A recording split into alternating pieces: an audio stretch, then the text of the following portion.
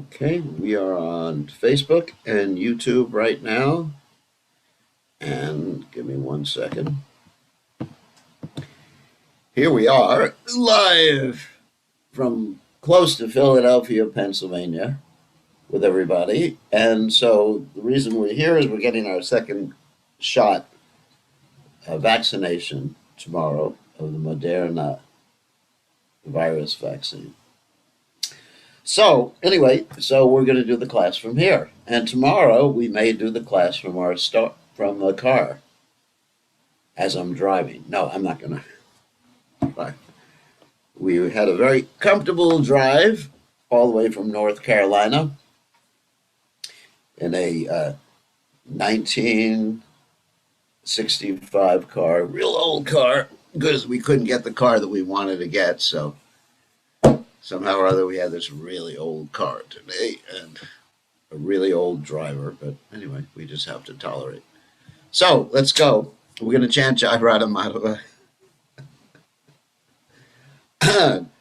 Jaya Radha Madhava Kunya Bihari Jaya Radha Madhava Kunya Bihari Gopi Janaballabha Giriparadhari Gopi Janaballabha Giri Bharadhare Yashodanandana Brajajana Ranjana Yashodanandana Brajajana Ranjana Yamuna Tira Manachate Yamuna Tira Manachare Jaya Radha Madhava Kunya Bihari Jaya Radha Madhava Kunya Bihari Gopi Jana Malabha Girivara Hati Gopi Jana Malabha Girivara Hati Yashodanandana Brajajana Ranjana Yashodanandana Brajajana Ranjana Yamuna Tira Manachari Yamuna Tira Manachari Jaya Radha Madhava Kunya Bihari Jaya Radha Madhava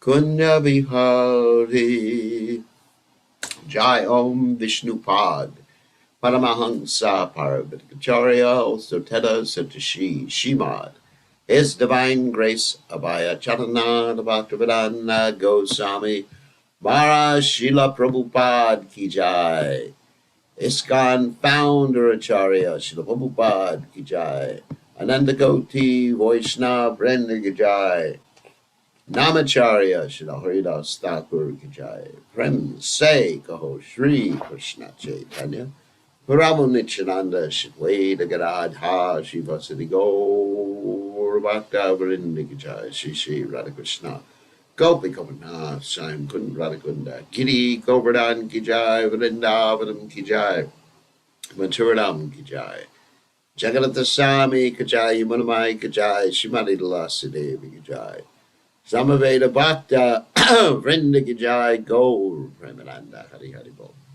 All glory is the assembled devotees, all glory is the assembled devotees, all glory is the assembled devotees, all glory is the Shri Guru and Gauranga.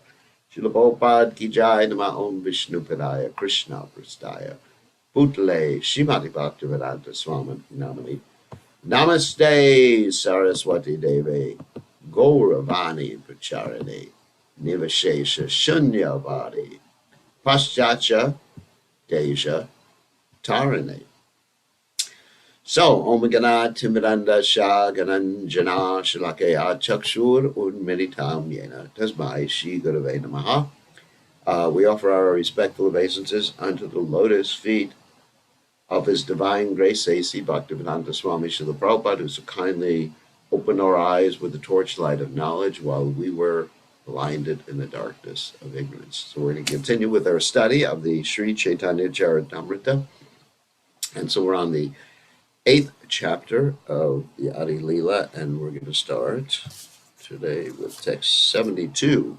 And I think we're going to finish this chapter today. So let's share the screen. Here we go. There we go. All right. Let's just clear everything up here so I can see the participants.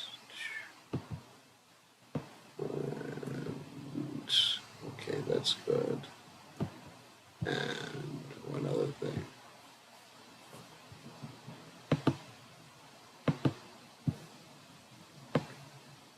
Right. That should be good. Okay. Got it. Just make it a little bigger. Right. Okay. So text 72. Jaya Jaya Sri Caitanya Jaya Nityananda Jaya Dvaita Chandra Jaya Gaura Bhaktivinoda Jaya Jaya Sri Caitanya Jaya Nityananda Jaya Dvaita Chandra Jaya Gaura Bhaktivinoda Jaya Jaya Sri Caitanya Jaya Nityananda Jaya Dvaita Chandra Jaya Gaura Bhaktivinoda. Start. More Yajna Karila Sabe Korana Kuriya Tansavara Bole Liki Nirlajja Haiha. By their mercy, all these devotees ordered me to write of the last pastimes of Sri Chaitanya Mahaprabhu because of their order only. Although I am shameless, I have attempted to write this Caitanya Caritamrta. So, this is a really important point, that before embarking on any service, we should get the mercy of the Vaishnavas, the spiritual master, and the other Vaishnavas. So, in this way, the Caitanya Caritamrta was written by Krishnadas Kaviraj Goswami, who got the mercy of the Vaishnavas and the deity too. And Prabhupada explains, to write about the transcendental pastimes of the Supreme Personality of Godhead is not an ordinary endeavor. Unless one is empowered by the higher authorities or advanced devotees, one cannot write transcendental literature, for all such literature must be above suspicion, or in other words, it must have none of the defects of the conditioned souls, namely mistakes, illusions, cheating, and imperfect sense perceptions. The words of Krishna and of the disciplic succession that carries the orders of Krishna are actually authoritative. To be empowered to write transcendental literature is a privilege in which a writer can take great pride. As a humble Vaishnava, Krishnadas Kaviraj Goswami, being thus empowered, felt very much ashamed that it was he who was to narrate the pastimes of Lord Chaitanya Mahaprabhu. So it's very interesting. One of the bhavas of the great devotees is humility.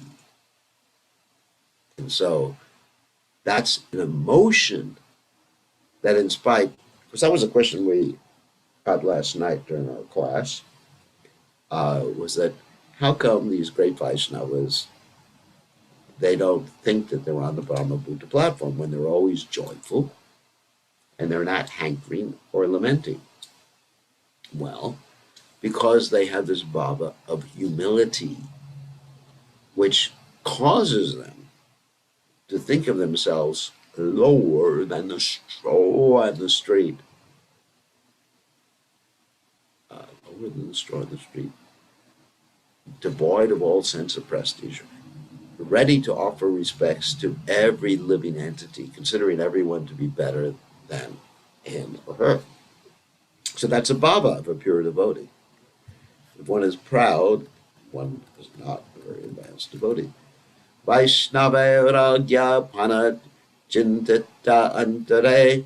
Oops, too far. Madana gopale gelanadya majibare. Having received the order of the Vaishnavas, But being anxious within my heart, I went to the temple of Madan Mohan in Vrindavan to ask his permission also. So, in other words, he was reluctant, being humble, thinking, how can I write this literature? And remember, Krishnadas Kaviraj Goswami is extremely educated. You can see that in the Chaitanya Charitamrta, which is a poem, like an epic poem about Lord Chaitanya Mahaprabhu and the philosophy of Lord Chaitanya Mahaprabhu and the application of the philosophy of Lord Chaitanya Mahaprabhu. And to be able to write this, the rhyming poetry, beautiful poetry in Bengali, means that he was highly, highly educated. But generally, people who are educated, they become very proud, as we hear in the prayers of Queen Kunti, Janmaishvarya Shrudasya Shibir Edamanda Puman, sorry, that one becomes bewildered by learning, by so-called birth, good birth, so-called good birth, Brahmin birth, so-called Aishvarya or opulence, or bodily beauty. These bewilder someone. So here is someone who is highly, highly educated. It's obvious. And he's not bewildered by it. This is a sign of a great devotee. Everybody else becomes bewildered, as they say. A pauper is even proud of his penny. And what does they say? Absolute power corrupts absolutely. Power corrupts, and absolute power corrupts absolutely. So one who has power, one who has knowledge, they think themselves to be so great. People are so proud. I know people who are very expert in arguing, and they're so proud of their abilities. A Vaishnava always follows the order of the Guru and Krishna. Sri Caitanya Charitamrta was written by Krishnadas Kaviraj Goswami. By their mercy, Krishnadas Kaviraj Goswami considered all the devotees that have been mentioned to be his preceptor gurus or spiritual masters, and Madan Mohan, that is Sri Madan Mohan Vigraha, is Krishna himself. Madan Mohan is the deity who was worshipped by Sanatana Goswami, previously known as Madan Gopal. We told that story probably a few weeks ago, not a few weeks, but a little while ago. And Sanatana Goswami discovered him in the house of a Brahmin in Mathura, Chobe Brahmin, and he found out this Brahmin was just playing with the deity like it was his son. And Sanatana Goswami chastised the Brahmin and said, you should put the deity on the altar. And playing to Sanatana Goswami, he said, I was having so much fun, and now you've made me sit on the altar, so you're going to take care of me. And Sanatana Goswami took him eventually and served him in a very humble way until Madan Mohan made an arrangement for the construction of his own temple and even for salt for his prasadam. We told that story. Thus, it would be nice to have a play of this sometime. I wish we could do more plays that would attract people. I mean, we have online stuff, and we could definitely do wonderful plays, but nobody's volunteering. Thus he took permission from both of them, and when he received the mercy of both Guru and Krishna, he was able to write this great literature, Sri Caitanya Charitamrta. This example should be followed. Anyone who attempts to write about Krishna must first take permission from the spiritual master and Krishna. Krishna is situated in everyone's heart, and the spiritual master is his direct external representative. Thus, Krishna is situated antarvi. Antar means within. Within and without. Yeah, Vahi means without. One must first become a pure devotee by following the strict regulative principles and chanting 16 rounds daily. When one thinks he's actually on the Vaishnava platform, he must then take permission from the spiritual master, and that permission must also be confirmed by Krishna from within his heart, and the deity, of course. Then, if one is very sincere and pure, he can write transcendental literature, either prose or poetry. Darashana Kari Kalyun Charana Vandana Goshani Dasa Pujari Kare Charana Sevana. When I visited the temple of Madan Mohan, the priest, Goshani Das, was serving the lotus feet of the Lord, and I also prayed at the Lord's lotus feet. So he was looking for some sort of sign from the deity. And Krishna does that. You see often that Krishna does that. I mean, sometimes I've been giving class and talking about something, and then Krishna just drops a flower to indicate something right when I make a point. Not that I'm a great devotee, but Krishna does that even with rascals. So, Prabhura Charane Yadi Agna Majila. Prabhu Kanta Haite Mala Kashisha Padila. When I prayed to the Lord for permission, a garland from his neck immediately slipped down. Now, if that's not an indication, I don't know what is. Sabha Vaishnava Gana Hari Dwani Dila. Goshani Dasa Ani Mala Mora Bali Dila. As soon as this happened, the Vaishnavas standing there all loudly chanted Hari Bol, and the priest, Goshani Das, brought me the garland and put it around my neck. Amazing. Mala Mana Amara Hayila Ananda Tahani Karinue Grantera Aramba. I was greatly pleased to have the garland signifying the order of the Lord, and then and there I commenced to write this book. So Krishna directly ordered him to write the Caitanya Caritamrta. E Granta Lekaya More Madana Mohan Amara Likana Yena Shukera Patan. Actually, Sri Caitanya Caritamrta is not my writing, but the dictation of Sri Madan Mohan. My writing is like the repetition of a parrot. So there's that humility again. You know, what is the repetition of a parrot? A parrot has no intelligence. It just repeats what it's heard, even though it appears to be very educated. And, of course, there's an interesting story about a parrot in the Lalita Madhava by Srila Rupa Goswami, where the parrot actually reported what Krishna was saying when he was trying to trick Rukmini, and the parrot also to Rukmini, he reported Krishna's trick because he repeated Krishna's words, and then he reported what Rukmini had planned to Krishna. Anyway, I don't have time to tell the whole story, but there's so many stories about parrots, and Radharani has a pet parrot. This should be the attitude of all devotees. When the Supreme Personality of Godhead recognizes a devotee, he gives him intelligence, dictates how he may go back home, back to Godhead. This is confirmed in Srimad Bhagavad Gita, 10th chapter, text 10. And this is one of the nutshell verses in the Bhagavad Gita. Tesham satadviyuktanam bhajatam pritipurapakam dadami buddhi yogam tam yenamam upayantite. Those who are constantly devoted to serving me with love, I give the understanding by which they can come to me. The opportunity to engage in the transcendental loving service of the Lord is open to everyone because every living entity is constitutionally a servant of the Lord. To engage in the service of the Lord is a natural function of the living entity, but because he is covered by the influence of Maya, the material energy, he thinks it to be a very difficult task. But if he places himself under the guidance of a spiritual master and does everything sincerely, immediately the Lord, who is situated within everyone's heart, dictates how to serve him. Dadami Buddhi Yogam Tam. The Lord gives this direction, and thus the devotee's life becomes perfect.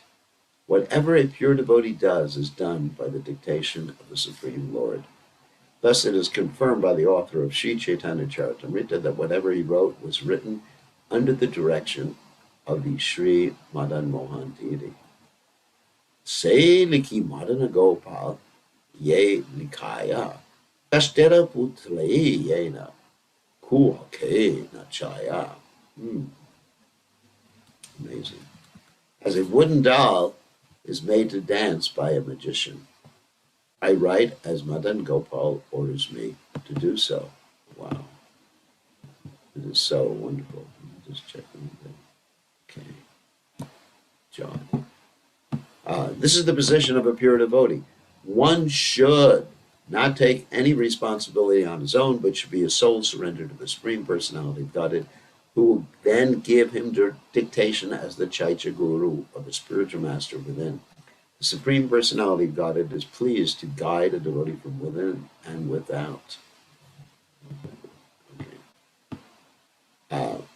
From within, he guides him as the Supersoul, and from without, he guides him as the spiritual master. Text 80.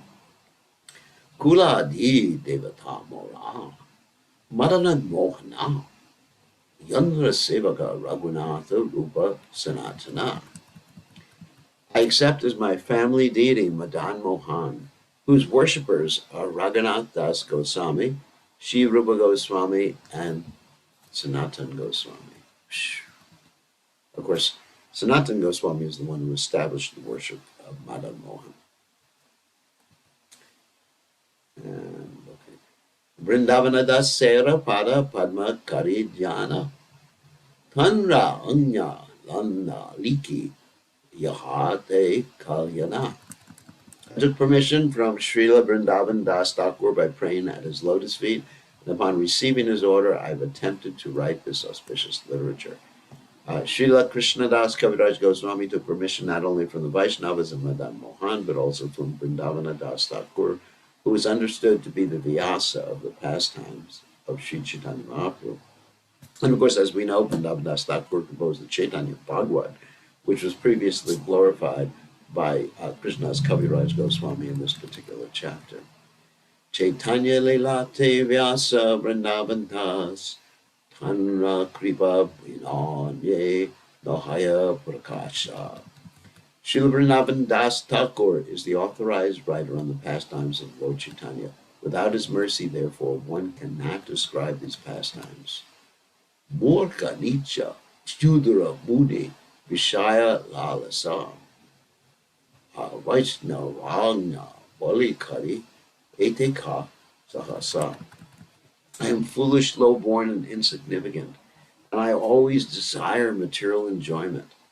Yet by the order of the Vaishnavas, I am greatly enthusiastic to write this transcendental literature.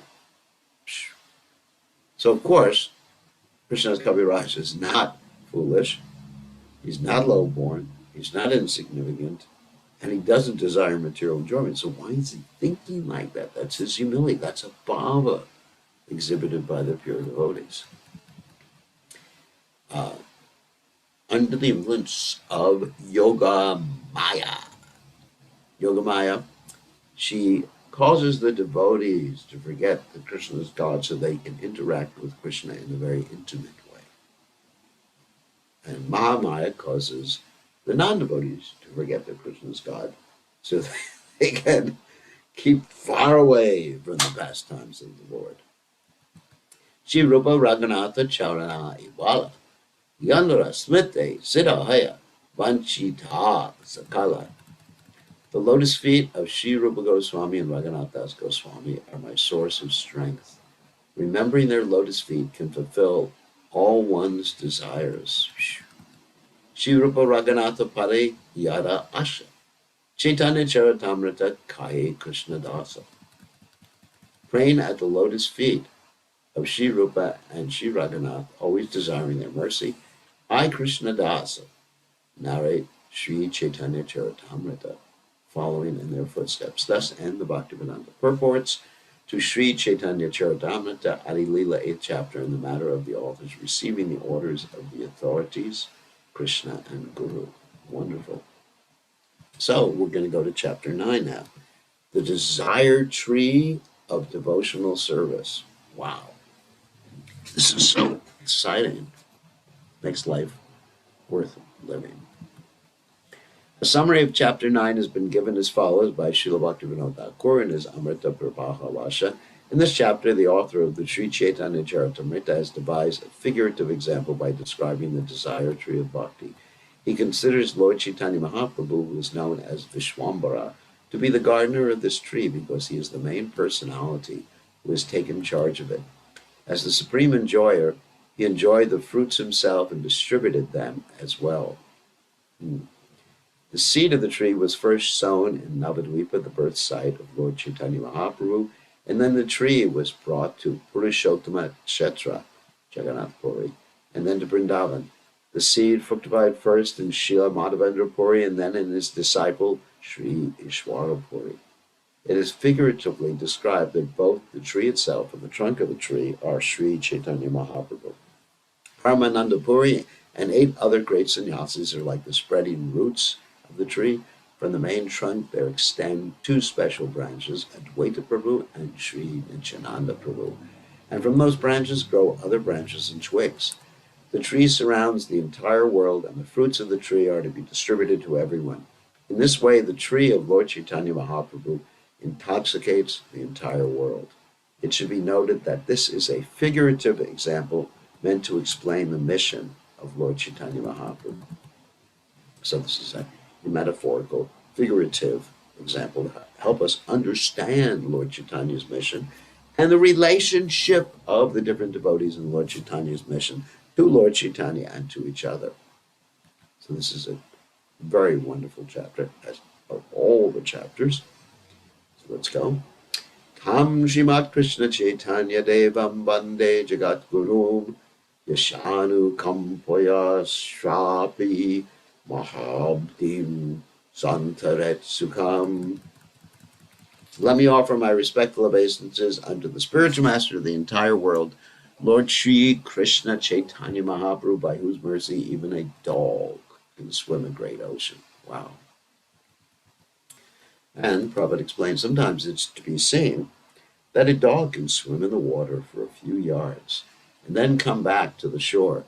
Here, however, it is stated that if a dog is blessed by Sri Chaitanya Mahaprabhu, he can swim across an ocean. Similarly, the author of Sri Caitanya Caritamrta, Krishnadas Kaviraj Goswami, placing himself in a helpless condition, states that he has no personal power, but by the desire of Lord Chaitanya expressed through the Vaishnavas and the Madan Mohan Vigraha, it is possible for him to cross a transcendental ocean to present Sri Chaitanya Caritamrta. Jaya Jaya Shri Krishna Chaitanya Gaura Chandra Jaya Jaya Jaya Dvaita Jaya Jaya Nityananda. All glories to Sri Krishna Chaitanya, who is known as Gaurahari. All glories to Dvaita Charya and Nityananda Prabhu.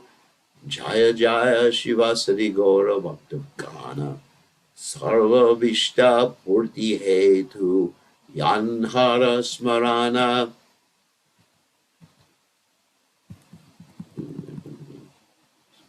Yeah.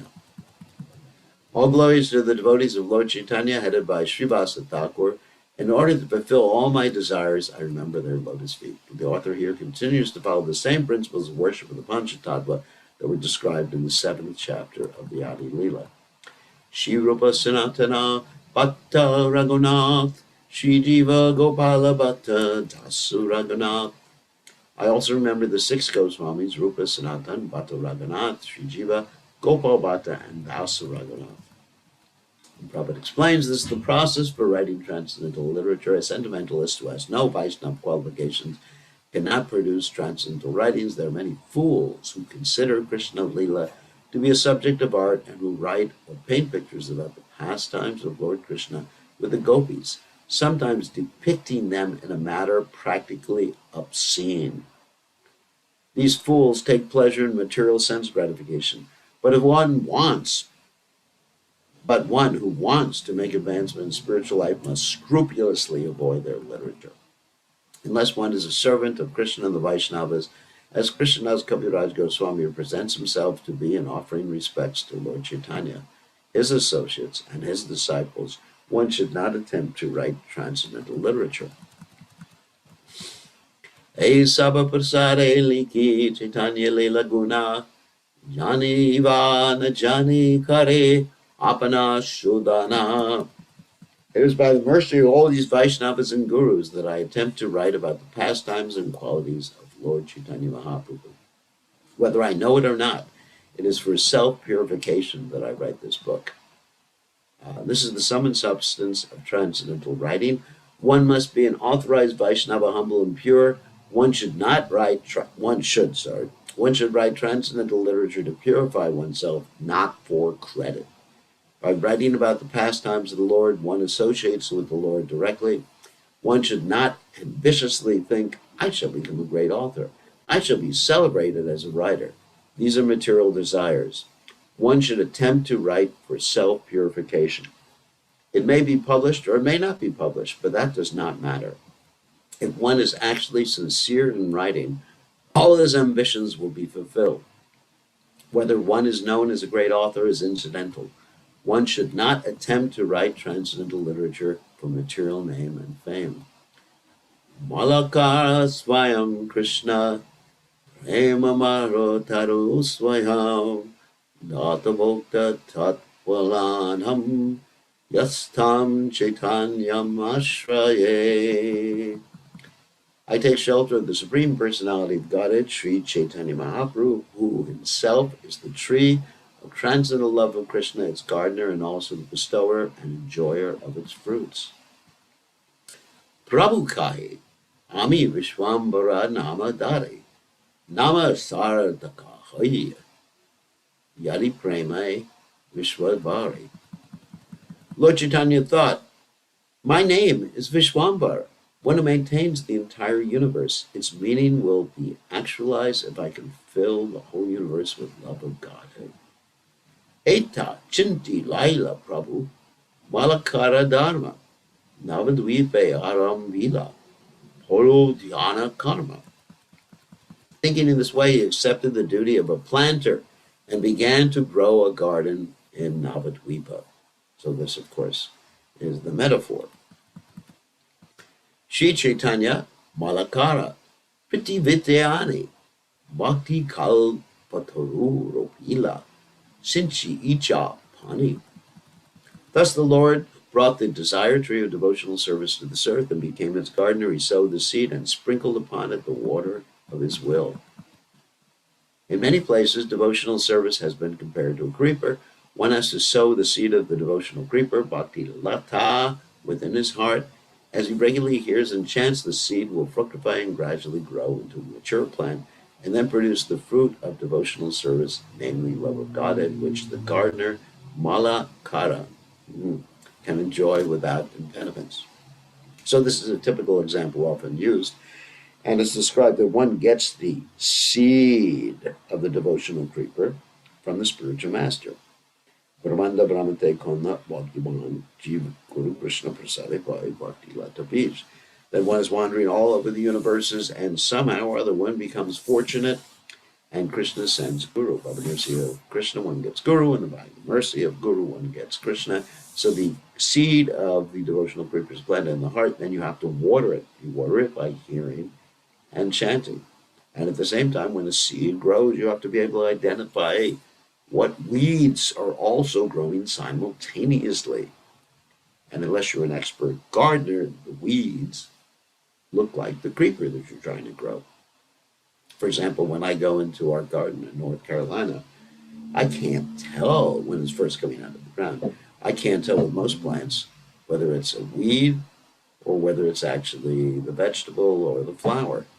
So I leave that up to expert devotees. And that's why we need the Association of Devotees, because devotees will tell us when we have weeds in our heart. The weeds means like the desire for prestige, desire for sense gratification, all these different things. Anarthas. Because anarthas can fructify at the same time as we're cultivating our Bhakti Lata Beach, and that's mentioned by Vishwanath Chakrabarti Thakur's Madhurya Kadambani, that by the process of hearing and chanting, the weeds, which are called anarthas, can also become manifest. It's one of the causes of anarthas, or unwanted things. Anarthas can come from other areas too. They can actually come from sinful activities, pious activities, and especially they come from offenses. But we should be very careful about the anarthas that come from the weeds, because as you become more prominent in Krishna consciousness, people respect you, and that causes a weed to grow in your heart. One who praises me is my enemy. Jaya Jaya Shri Madhava Puri Krishna Prema Pura Bhakti Kalpa Karura Teno Prathama Ankura. All glories to Sri Madhavendra Puri, the storehouse of all devotional service unto Krishna. He is a desire tree of devotional service, and it is in him that the seed of devotional service first fructified. And we'll take that question in a second. So Sri Madhavendra Puri, known as Sri Madhava Puri, belonged to the disciplic succession from Madhvacharya and was a greatly celebrated sannyasi.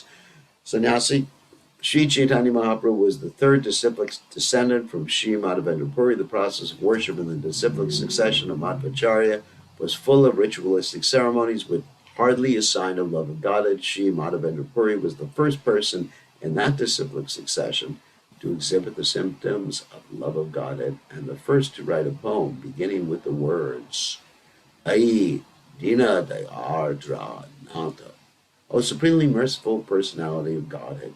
And that poem is the seed of Chaitanya Mahaprabhu's cultivation of love of Godhead. Of course, Madhavendra Puri was the spiritual master of Ishwara Puri, and Ishwara Puri was the spiritual master of Sri Chaitanya Mahaprabhu. So, looks like Raja Lila has a question.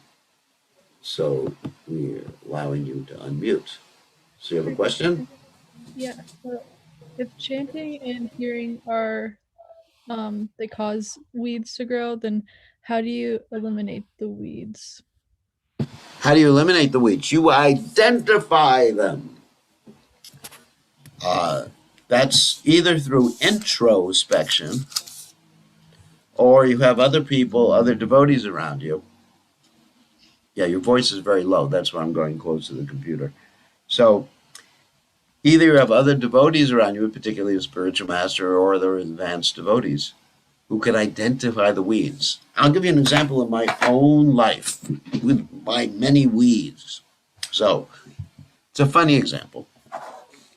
Once upon a time, many years ago, when everybody here in class was in their previous body, but I was in the present body, uh, I was doing Sankirtan. Hard to believe. That means book distribution. And I was distributing books, and I was really good at it. And I became very proud. I told the devotees, I was just a new devotee, basically, but I told the devotees, I said, I have become so expert in preaching and distributing Srila Prabhupada's books that anyone I want to will take a book, will stop and take a book. And when the other devotees heard that from my lotus mouth, they looked at me and started laughing. And so I got upset. Obviously, if you start bragging about yourself and someone laughs at you, uh, usually causes you to get a little upset and angry. I said, you don't believe me. Therefore, I am going to show you. So they watched me as I went out, and I was attempting to distribute books or stop people, and not a single person would stop for like 2 hours to even give me the time of the day. So that was Krishna eradicating the weed of pride from my heart. So anyway, so as one advances, one becomes more introspective and one can identify the weeds in the heart. But it's really important to have other people around because the weeds get more and more and more subtle. Even the desire for liberation is a weed. Let's say the desire to get out of this material world. Although in the beginning, we do encourage people, go back to Godhead, go home, get out of the material world, and enjoy a life of eternal bliss and knowledge. But if one, as they advance, is thinking, I just want to get out of this material world, for an advanced devotee, that's a weed. And one is thinking, I just want to get out of this material world. I just want to go back, dance with Krishna. Well, they can think, I want to dance with Krishna, give Krishna pleasure. But if it's based on me, see, really, that's the common denominator of weeds. They're based on me. Like, I am intelligent. I am a good devotee. I want to enjoy in the spiritual world.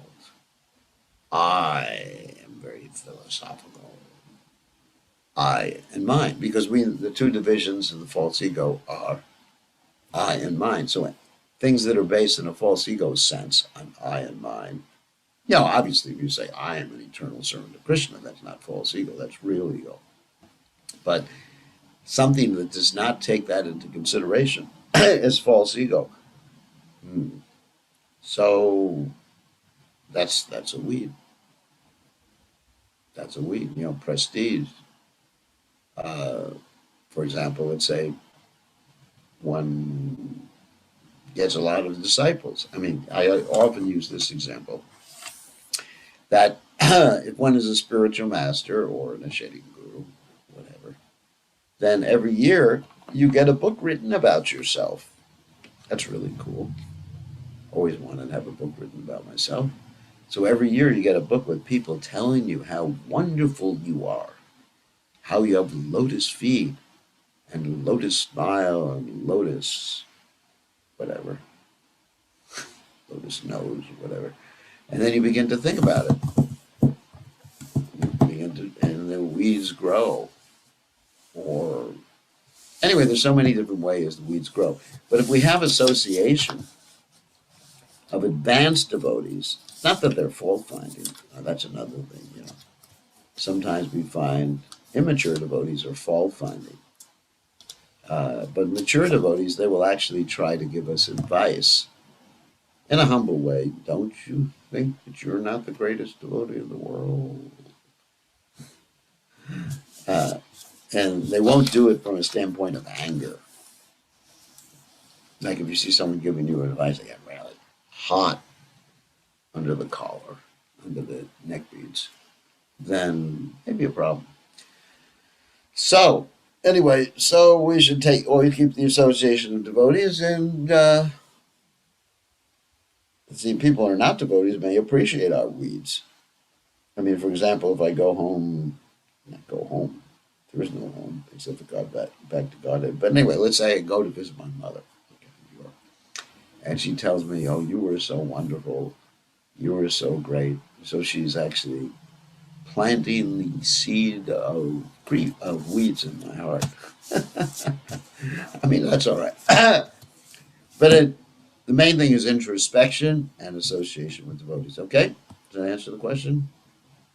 Yeah, so if you identify them, you can get rid of them. Yeah. Actually, the way to get rid of them is not to get rid of them, but you chant, pray to Krishna, and be aware of them. Like if first thing with cleaning a house is you have to be aware where the dirt is. So, and then you pray to Krishna, because Krishna, Ridyanto Sto Yabadrani Vidunoti Saritsatam Srinvata Swakata. Here's the perfect verse from the Bhagavatam. Srinvata Swakata Krishna Punya Shravana Kirtana Ridyantak Sto Yabadrani Vidunoti Saritsatam. Krishna says that one who hears and chants Srinvata Swaka about him, Punya Shravana Kirtana, it's actually the most not materially pious, but spiritually pious activity. Ridyantak Sto, that Krishna is seated within the heart, cleanses this dirt. Ridyantak Sto, Yobadrani, Vidunoti Saritsatam, from the devotees, the pious devotees, or Surit. Surit, of course, means he's a well wisher. So he cleanses this, whatever is there in the heart. So we become aware of it, and then we chant more enthusiastically, just like we chant, "O son of Nanda Maharaj, I'm your eternal servant, but somehow or other I've fallen into this horrible ocean of birth and death. Please fix me up as one of the atoms at your lotus feet." So we cry, and Krishna cleanses it. So that's the method I have, and also, but not simply negating it. Like if I discovered, I have some false pride, I think, mirror, mirror on the wall, who was the best guru of them all? Then just to think negatively about that, I'm not the best guru, I'm not the best guru, really won't cleanse that weed from my heart. I have to take shelter of Krishna's name, just chant Hare Krishna, Krishna. I'm in real Maya, Krishna, help, help, help. And that's the methodology. And you take the help of the Vaishnavas again, and that also helps to get rid of the weeds in the heart. But basically being introspective. Oh, another thing is being vulnerable in the sense of being able to admit to others and to yourself that you have these contaminations or weeds in the heart. That takes a lot. I mean, most people are really defensive and, afraid of admitting. Of course, obviously you don't go on Twitter and admit, I got all these weeds in my heart, the tweet storm, as they say.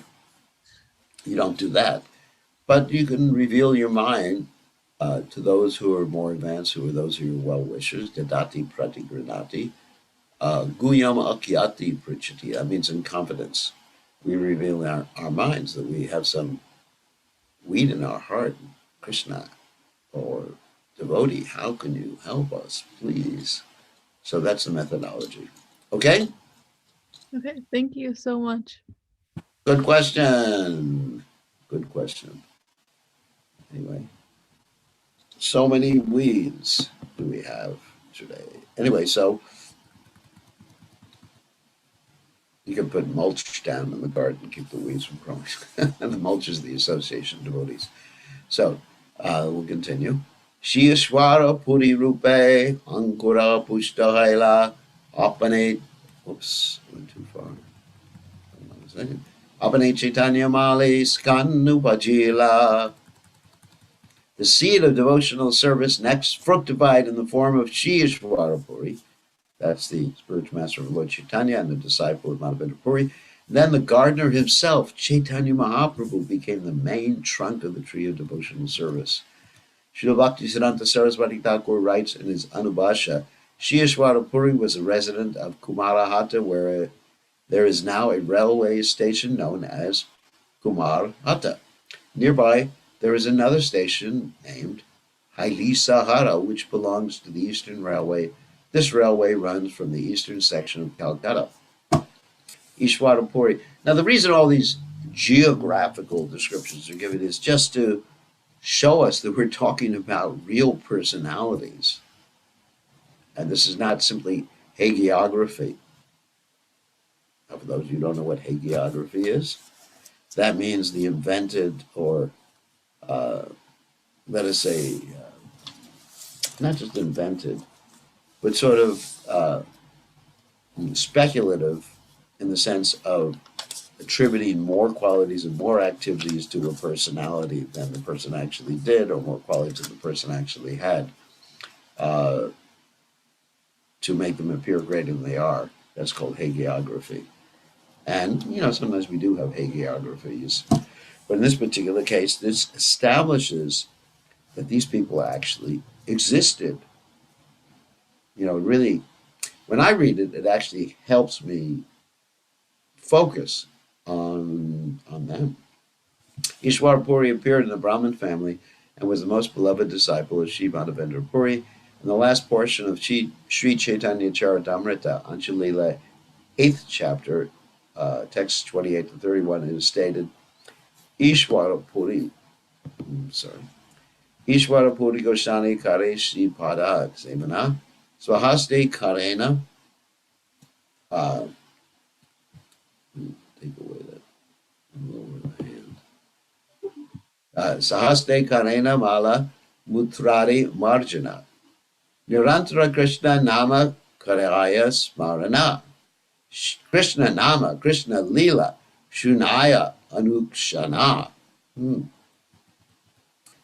Tushtahada Puri Tanre, Kaila Alingana, Valadila Krishna Tamara Hayuka Premadana.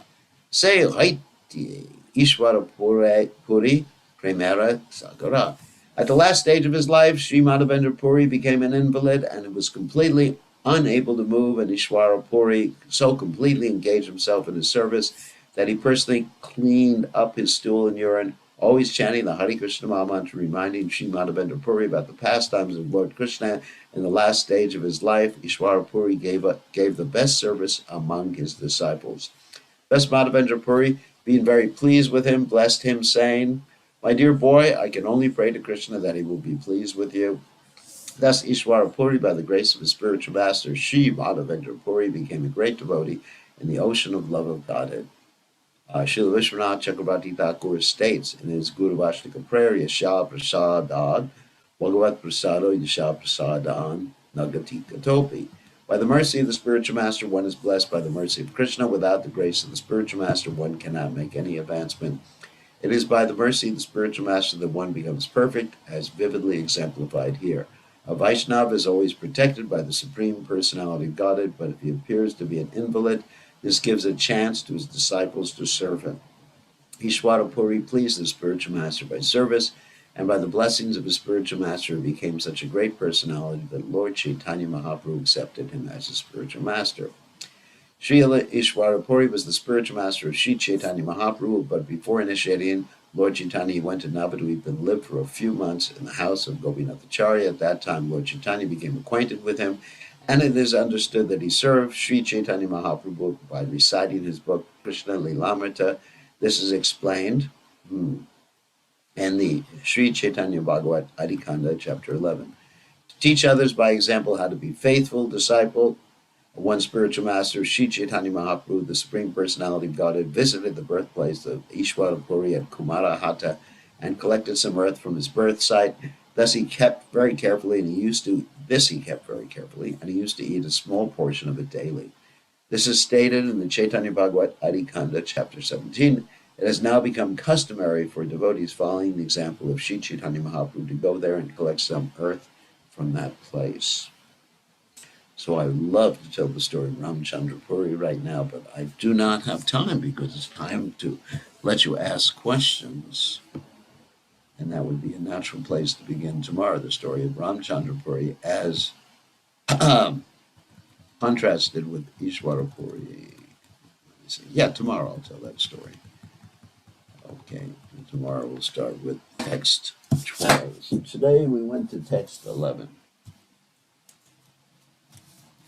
Okay, let me just 11, 9th chapter. Okay, so let's stop sharing. Excuse me. We will take some questions from you all after I allow you to unmute yourselves.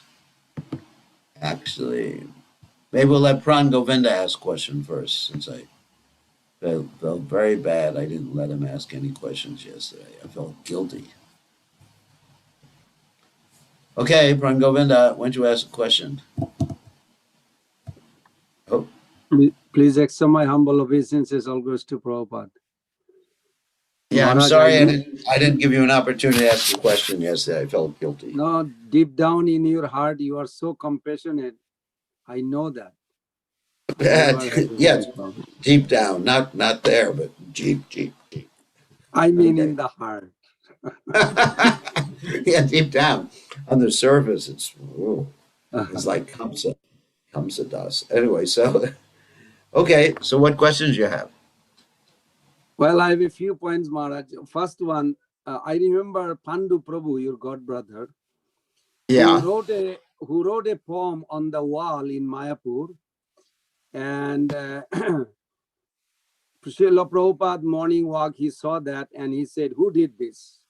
And he was little upset. And then Pandu Prabhu was an artist also, so he was composing a Bengali poem, and Prabhupada did not appreciate, and he said, "We do not imitate, you don't need to compose anything, you should follow the previous acharyas." But then, Maharaj, I see that Prabhupada, so many writings I was reading some time back, how Prabhupada encouraged that every day all the followers should write. And when Prabhupada says, even when you write, your concentration to Krishna is so good. So it seems like a contradictory in apparently, but it is not. So I want your input in that. Well, it's obviously. Let me just make the sound louder for. Hold on a second. I need to. Yeah, it's all the way up. Anyway, whatever. So it's obviously not contradictory because Prabhupada was addressing this particular individual. And obviously, this individual did not have the adhikar. And I don't want to criticize this particular individual, but Prabhupada was giving a specific instruction to that particular individual. That's the point. And we can't generalize a specific instruction that Prabhupada gave to everyone. So Prabhupada's instruction to that individual was that you're not qualified. But then Maharaj, similar case, I see that in 1972, I saw one letter Prabhupada write to Billy Rayburn, I believe. He said that no one should write song of Krishna unless he is self-realized soul. That's right. But then So he one is has to be, encouraging everybody to write. yeah. Well, one has to be completely strict in following the regulative principles, have good sadhana, and be on a certain platform of devotional service. I mean, we can write for our own benefit, but when we try to write something to utilize to present to other people, that's a different thing. Like when you're talking about writing down your realizations or taking notes or writing something for your own benefit, it's one thing. But the first devotee, the example you gave was he wrote on the wall, right? Yes. So what does But it's that not mean there. if you write? Where on what wall did he write? As you enter the main, well, I don't know the present gate, but the original front gate of Mayapur, it was on the right side toward the kitchen, outside on the Yeah. wall. Well, I'll tell you the reason for that, because originally on the outside walls were pictures of Prabhupada's books and verses from the Caitanya Caritamrta. So he was actually putting himself on the same level as Krishnadas Kaviraj Goswami. Yeah, so that really explains why Prabhupada really got angry. For example, if there was a display of Prabhupada's writings, in front of Prabhupada's temple, and then I put one of my writings right next to it, I think that would be highly inappropriate. Okay. So in other words, I don't know what was going on in his mind. All I know is that Prabhupada was chastising him for doing that inappropriately. But Prabhupada at the same time wanted people to write for preaching purposes and for self-purification. He wanted devotees to write for the Back to Godhead magazine. He wanted devotees to write their realizations. But to put it right on the wall in Mayapur, let's say I wrote some poem and then I demanded the devotees put it right on the outside wall in Mayapur. Don't you think that would be evidence? In my case, it's not criticizing any other devotee, but it might be evidence of false ego, right? Maharaj, you are advanced devotee. I cannot say that. I'm not advanced. I mean, let's say if anybody did it, you would just wonder. Put their verse on the outside of the wall in Sridham Mayapur. What would you think? Not appropriate. Not appropriate. And so obviously Prabhupada intuited that the person, and that I'm not criticizing the person because maybe this person is a pure devotee, but Prabhupada intuited that this person had some false ego and he wasn't qualified to write, at least publicly like that. Maharaj, Achyutananda Prabhu told me personally that the old Achyutananda Prabhu, your godbrother, he said when Prabhupada was asked to write an article on the BTG, to Sasur Maharaj asked, and then Prabhupada said, who is writing? I said, well, some of your disciples writing. He said, how they are writing? Based on my book? He said, yes. Then I'm writing those. So it seems like Prabhupada is empowering. I would say it's authorized as his writing. Well, yeah, I mean, one has to be free of false ego. One has to be following strictly. Prabhupada actually talked about how if a devotee is following very strictly, he considered that devotee to be a pure devotee. Now that's Prabhupada said at one point, all the devotees in the Krishna conscious movement are pure devotees.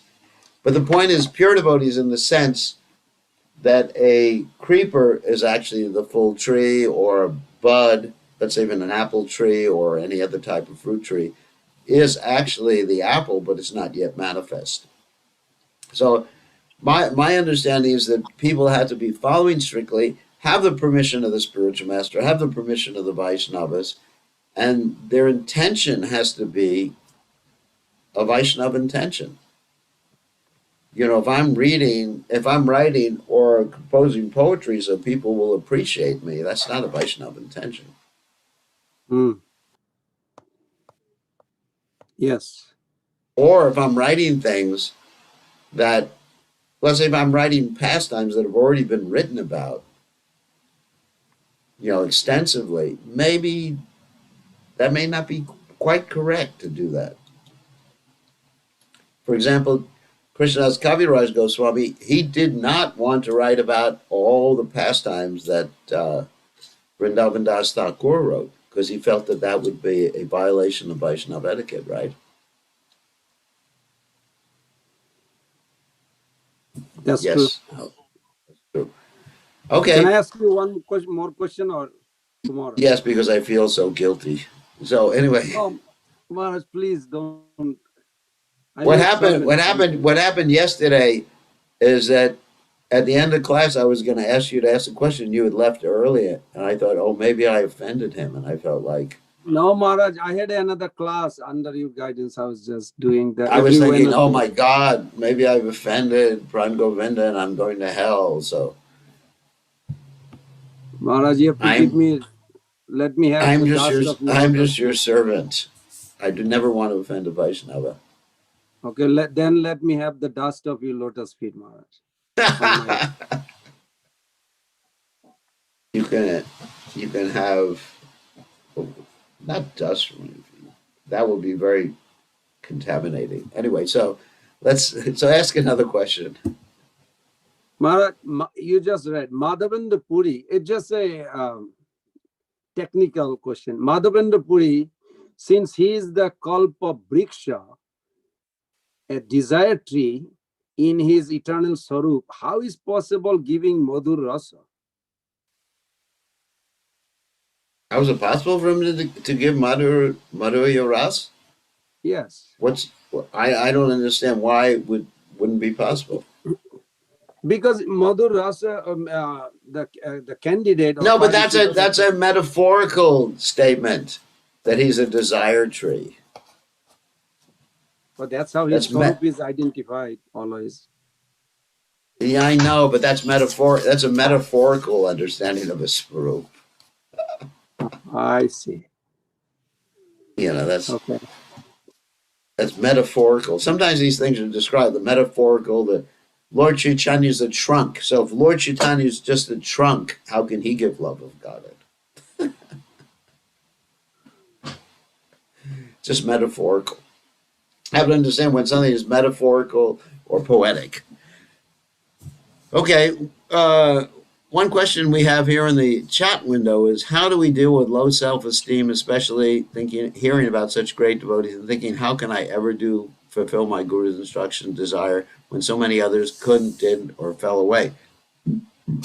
That we understand, as Prabhupada said, the success potency of the Supreme Personality of Godhead is built into the guru's orders. In other words, I have no good qualities. But Prabhupada has ordered me to do something. So that means I will be successful because Prabhupada has ordered. If I stick to Prabhupada's order, I stick to my guru's order, then I'll be successful. No doubt about it. That's the faith. Shraddha Shabde Vishashakahe Sudrita Nishya. We have that faith that simply by following and doing what the Guru and Krishna want, then everything will be accomplished. That's the definition of faith. Okay, and we will take one more question. Actually, I'm a little tired from all this traveling today. Sumuk. Durmuk. Okay, Durmuk, you have a question? I'm Sir, just ma'am, joking. Gurudev. Yeah, Gurudev. Hare Krishna, Gurudev. In Haribol. Bhagavad Gita, in Bhagavad Gita, Krishna says that I am the Aham Bij Pradapita. I am the seed-giving father. So, since Krishna is our father, so when you look at Krishna, we should look him as our father. But when I am a pujari and I have to the service of Krishna in the altar, sometimes I don't see Krishna as a father, I see as a friend. So what is should be my thought when I see Krishna?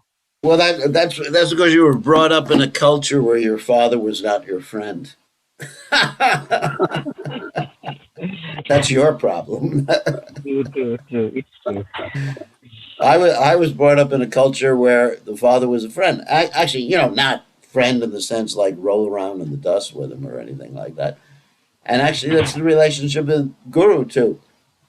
Uh, what is that? Brahmachari Guru Kuleva Santatagara Archian Dasvagnacho. So did I. That the guru is the well-wishing friend, and Krishna also says, "Suridam Sarvabhutanam Gatwamam Shantim Richate." That Krishna is the well-wishing friend in your heart. So it's hard. Actually, I was half joking, but it's true. When one's brought up in a culture where the father is very authoritarian and Mhm, spanking you all the time, it's mhm, hard to picture the father as the friend. It's interesting, isn't it? It's mhm, really hard, because people have different experiences of fathers. That's one thing. Another point is that we see Krishna as the seed giving father. That is a fact, aham bija pradapita. At the same time, we understand he's enjoying in Vrindavan. I mean, we got to balance all these different understandings of Krishna simultaneously, and it takes some mental jugglery to balance that. If I just thought of Krishna as the seed giving father, it'd be hard for me to think of him in Vrindavan doing his pastimes. So therefore, I have to balance it, switch from one to the other.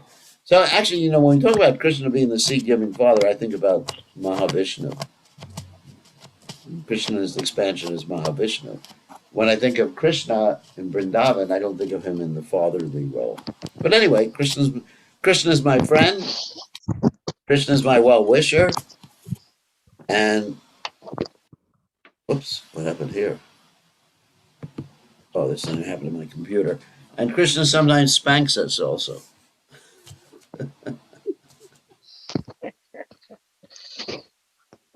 Okay, here's another question. When do we approach a spiritual master? Only when we are ready to surrender to Guru and Krishna? No, not necessarily. When one is inquisitive, how to approach Krishna. Obviously, if if we waited until we were completely ready to surrender to Guru and Krishna before we approach the spiritual master, then it'd be a long wait.